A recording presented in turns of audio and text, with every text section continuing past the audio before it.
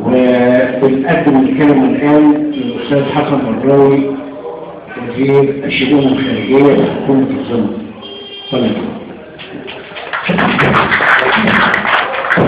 لما محمد بيحسن قرر ان احنا نبتدي اسم المحافظات، فانا طبعا في بالي على طول الاسكندريه، لان الاسكندريه مش الارض وقتيا، لكن هي الارض عاطفيا هي الاحلى وقت عمري قضيت الاسكندريه.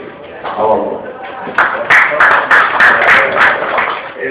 طبعا هو محمد بيتكلم على البرنامج وما تبقيش حاجه كتير اقولها، واحمد بيتكلم على التاريخ وما تبقيش حاجه اقولها، فانا هقول اللي حصل دلوقتي. لما اتعمل الحكم الضد دلوقتي الناس الأرياف لازم يحكموا ازاي؟ يعني ايه معناها؟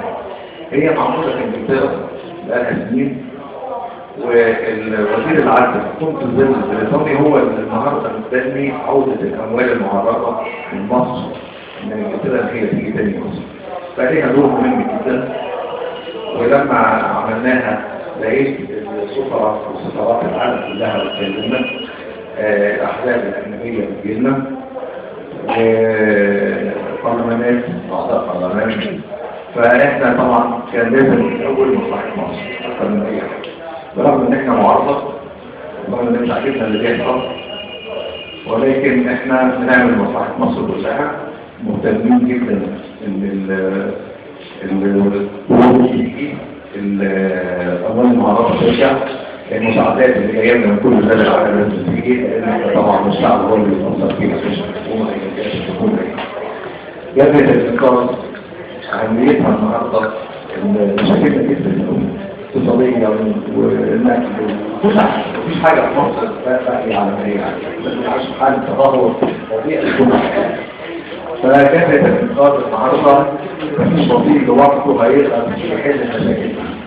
فالحل هو الأحزاب الإدارية تقف مع بعضها. صحيح الإخوان والتجارب الإسلامي لسه كتير من شعبيتهم الفضل، ولكن في نفس الوقت بقى في أحزاب إدارية أخرى كتيرة غير الوقت، كم حزب كانوا موجودين، بقى في دستور، بقى في حرار وكذا حزب. فكده أصواتنا هتستبدل.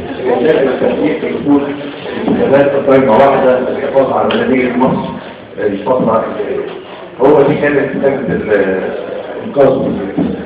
الوقت هو لجنة الإنقاذ، وهو جنة الإنقاذ هي جلسة الوقت، والوقت هو الحزب الرئيسي فيها، والدكتور هي أكيد لي أول الفرق إن هو جابها زي حاجة، حتى لو هنبقى لوحدنا هنبقى في جابها برضه موجودين.